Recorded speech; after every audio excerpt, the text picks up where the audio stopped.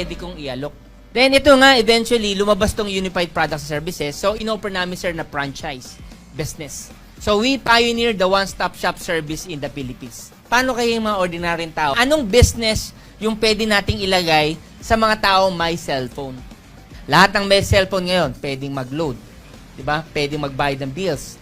Pwedeng mag-remit. Pwedeng bumili ng ticket. Lahat ng yon nilagay namin ngayon sa app. Then, nilabas namin ngayon yung home-based business namin. Na katulad mong ordinaryong tao, na wala ka pang 600,000, na may cellphone ka, pwede mong simulan yung business mo. So, nag-deploy kami, Philippines. Actually, pumutok talaga yung concept namin. Wala po kaming partner na hindi kami top-notcher. Pwede kang magnegosyo sa Unified Products and Services.